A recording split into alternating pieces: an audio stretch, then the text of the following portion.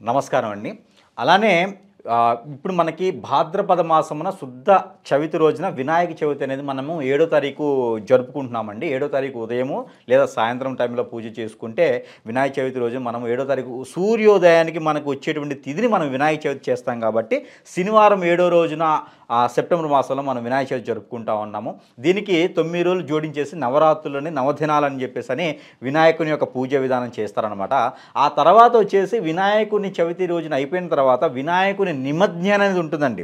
ఇది కూడా చాలా గొప్ప విషయమే. వినాయకుడి ఎలా అయితే మనము ప్రతిష్ఠించి ప్రాణ ప్రతిష్ఠ చేసి పూజించి ఆ ఒక వినాయకుని యొక్క కృపకి మనం ప్రాప్తులవుతామో అలానే మనం నిమజ్జన కూడా వినాయకుని నిమజ్జన కూడా అంతే గొప్పగా చేయాలండి. వినాయకుని నిమజ్జన చేయటంలో మనము పాత్ర చాలా ఉంటుంది. ఎంత పవిత్రంగా మనము వినాయక నిమజ్జన చేస్తామో అంతే పవిత్రంగా వినాయక చవితి నుంచి మనం 9 రోజులు అనుకున్నటువంటి కార్యక్రమాలు పనులు మనం ఏదైతే అనుకుంటామో ఇవన్నీ కూడా మనకి ఫలించాలి. ఆ ఒక వినాయకుని వరసిద్ధి వినాయకుని యొక్క కృపా కటాక్ష వీక్షణాలు మన మీద ఉండాలనుకుంటామో ఇవన్నీ కూడా మనం పరిపూర్ణంగా చేస్తేనే పవిత్రంగా చేస్తేనే మనకి అవి కూడా మన మీదకి ఉంటాయండి. అలానే ఈ యొక్క ఘట్టంలో వినాయకుని కథ, వినాయకుని శ్లోకము, వినాయకుని సుప్రభాతము, వినాయకుని ఏదైతే అష్టోత్తర శతనామావళి ఉన్నాయో అలానే వినాయక నిమజ్జనానికి కూడా పవిత్రంగా మనం చేయగలిగితే కనుక ఆ వినాయకుని యొక్క కృపా కటాక్షణాలు ఖచ్చితంగా ప్రతి వారి మీద ఉండేసి ప్రతి వారి ఒక విఘ్నాలను తొలగించి ఆ ఒక మనిషికి మీద ఎవరి మీదైనా సరే ఆ వినాయకుని యొక్క కృపా కటాక్షణాలు మనిషి మీద ఉంటాయండి. అందులోనూ ఈ ఒక విఘ్నాలను తొలగించేటువంటి వినాయకుని పూజ చేసేటప్పుడు మనం ఏదైతే పవిత్రంగా ఉంటామో ఆ వినాయకుని స్వామి యొక్క నిమజ్జన రోజున కూడా మనం చేయాల్సినటువంటి పనిని చూద్దాం. ఏం చేయాలంటే మనకి ఏమైనా కోరికలు కానివ్వండి, మనకి ఏమైనా కావాలనుకున్నవి కానివ్వండి, మనం అనుకున్నటువంటి ముందుకు వెళ్ళలేనటువంటి పనులు ఏమైనా ఉంటే కూడా వినాయక చవితి నుంచి నిమజ్జన లోపున ఏ రోజైనా పర్వాలేదు ఒక ఎల్లో క్లాత్ తీసుకొని ఆ ఎల్లో క్లాత్కి మనము ముడుపు కట్టుకున్న పని అయితే కనుక ఈ ముడుపు కట్టుకోవడం ద్వారా ఆ వినాయకుని యొక్క మనము అతనికి చెప్పేటువంటి కోరికలు ఏమైతే ఉన్నాయో ఆ కోరికలన్నీ కూడా అతి త్వరగా మళ్ళీ వచ్చేటువంటి శ్రీ వరసిద్ధి వినాయక చవితి రోజు నాటికి ఈ కోరికలు తీరతాయని మన పూర్వీకులు చెప్పినటువంటి ప్రాసిద్ధి ఉన్నదండి. ఇందులోనూ ముడుపు కట్టుకునేటువంటి ప్రత్యేకత ఏంటంటే వినాయక చవితికి ముడుపు ఎలా కట్టాలి అంటే ఒక ఎల్లో బ్లౌజ్ పీస్ తీసుకోవాలి. ఈ ఎల్లో బ్లౌజ్ పీస్ తీసుకున్న తర్వాత వినాయక చవితి రోజు నుంచి నిమజ్జనంలోపు ఏ రోజైనా మనము కట్టుకోవచ్చు. దాంట్లో ప్రత్యేకత ఏంటంటే ఒక ఎల్లో బ్లౌజ్ పీస్ తీసుకోవాలండి, లేదంటే ఒక తెల్లని బ్లౌజ్ పీస్ తీసుకోవాలి, లేదంటే ఒక రెడ్ బ్లౌజ్ పీస్ తీసుకోవాలి. ఈ మూడులో ఏదైనా వాడుకోవచ్చండి. ఈ బ్లౌజ్ పీస్ తీసుకున్న తర్వాత 4 మూలల మనము పసుపుతో ఓంకారం వేసుకోవాలండి. ఈ 4 మూలల ఓంకారం వేసుకొని మధ్యలోని ఓం శ్రీం అని రాయాలి. ఓం శ్రీం అని రాసిన తర్వాత ఏదైతే మనం పసుపుతో ఓం శ్రీం అని రాస్తామో దానికి పై భాగమున గంధంతో బొట్టు పెట్టాలండి. ఈ గంధంతో బొట్టు పెట్టినటువంటి ఈ క్లాత్ మీద అక్షంతలు వేసిన తర్వాత వక్కలు పోకలు అంటారండి. ఈ వక్కలు 4 జోడించేసి ఏదైతే తమలపాకులు ఉంటాయో అవి 2 ఉంచేసి ఆ తర్వాత 11 రూపాయల నాణ్యాలు కానివ్వండి, లేదే మనకి దొరికితే కనుక పంచలోకాల నాణ్యాలు కానివ్వండి, ఏదైతే మనకి దొరికినట్టు రాగి నాణ్యమైనా సరే అత్యద్భుతం మంచిదండి. ఇందులోనూ పంచలోకాలైనా లేదా రాగి అయినా లేకపోతే ఇనుము అంటే మన డబ్బులు చిల్లర డబ్బులైనా లేకుంటే కనుక సిల్వర్ కాయిన్ అయినా సరే అండి. మనం ఇందులో కనుక ఉంచి 11 రకాలుగా దీంట్లో ఆ నాణ్య రూపంలో ఉంచేసిన తర్వాత దీంట్లో బియ్యం ఒక 3 దోసెళ్ళు బియ్యం అనేది ఇందులో పోయాలండి. ఇవన్నీ వేసిన తర్వాత 3 దోసెళ్ళు బియ్యం ఇందులో పోసిన తర్వాత దీంట్లోనే మనము 2 పసుపు కొమ్ములు ఏవైతే మనకిట దొరికే పసుపు కొమ్ములు ఒక 2 అందులో ఉంచాలండి. దానిపైన ఒక చిటికెడు కుంకుమ వేయాలండి.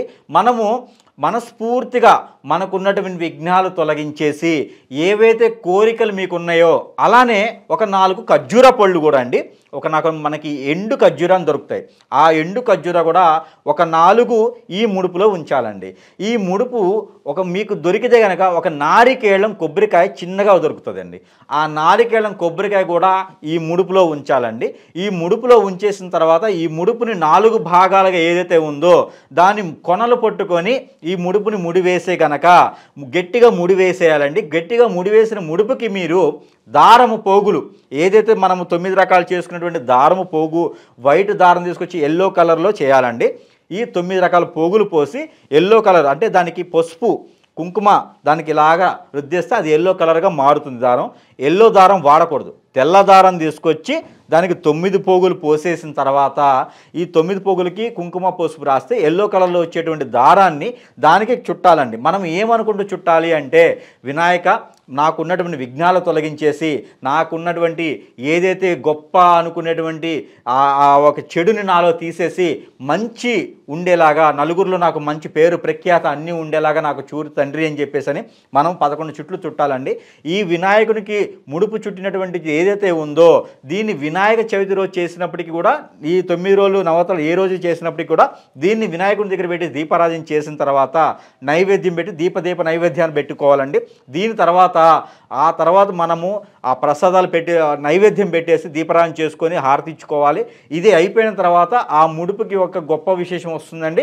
ఈ ముడుపు విషయాలు అయిపోయిన తర్వాత ఈ ముడుపు కూడా వినాయకుని, ఈ వరసిద్ధ వినాయకుడు మనం ప్రతిష్ఠించి పూజించినటువంటి వినాయకుని పత్రిని ఏదైతే ఉందో ఇవి రెండుతో పాటును ఈ ముడుపు కూడా వినాయకుని స్వామితో పాటు నిమజ్జన చేసుకుంటే మంచి ఫలితం మనకు ఉంటుందండి.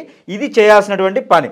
అలానే వినాయక చవితికి మనము ఈ విఘ్నాలన్నీ తొలగాలి అంటే ఈ ముడుపు మనం ఏదైతే అనుకోని కడతామో ఈ ముడుపు కట్టినటువంటిది కానీ పూజా విధానం కానీ లేకపోతే అక్కడ ఉన్నటువంటి శతనామావళి చేసినటువంటి కానీ మీకు నచ్చినటువంటి పూజ చేసినటువంటి విధానాన్ని కానీ ఇవన్నీ మనకి ఫలించాలి అంటే నిమజ్జన చేసేటప్పుడు కూడా అంతే పవిత్రంగా మనం ఉండాలి. కాబట్టి ఆ పవిత్రం రోజు కూడా మనం ఒక శ్లోకం చదువుకోవచ్చండి.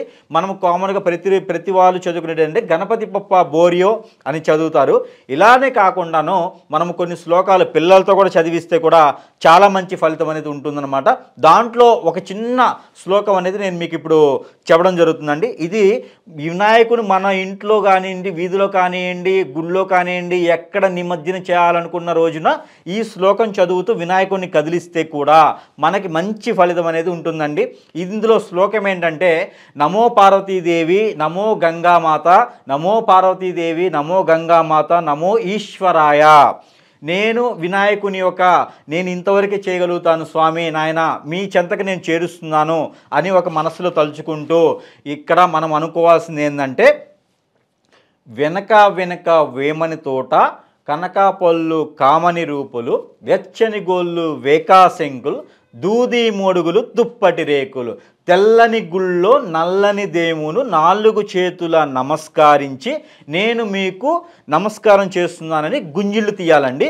ప్రతి ఒక్కళ్ళు నిమజ్జన చేసే ముందు స్వామివారిని లేపి నిమజ్జనం చేసే ముందు ప్రతి ఒక్కళ్ళు కూడా ఈ శ్లోకాన్ని 11 సార్లు జపిస్తూ ప్రతి ఒక్కళ్ళు కూడా గుంజిళ్ళు మినిమం 11 తీస్తే మనం అనుకున్నటువంటి అష్టైశ్వర్యాలు కానివ్వండి, జాబుకు సంబంధించి విదేశయానం అన్నీ కూడా మనం ఏ విఘ్నాలైతే ఉంటాయో మనకి ఏదైతే అడ్డం ఉన్నాయనుకుంటారో ఇవన్నీ తొలగిపోయేదానికి మంచి ఆస్కారం ఉంటుందండి. పిల్లల్లో మంచి మేధాశక్తి, విద్యార్థుల్లో మంచి విద్యా బోధన, చదువు చేసుకున్న వాళ్ళకి కావచ్చు, జాబ్ చేసుకునే వాళ్ళకి కావచ్చు, సొంత ఇంటి కళ కావచ్చు. ఈ వినాయక చవితి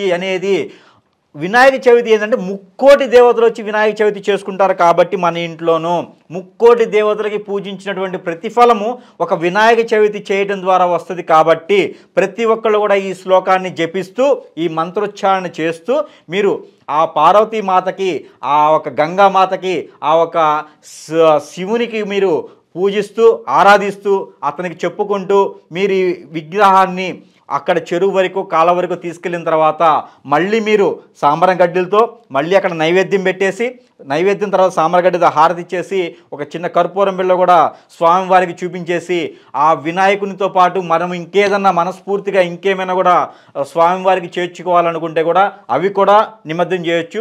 ఏదైతే ముడుపు కట్టామో ఈ ముడుపు కూడా వినాయకునితో పాటు నిమజ్జనం చేయొచ్చు. జై శ్రీమన్నారాయణ.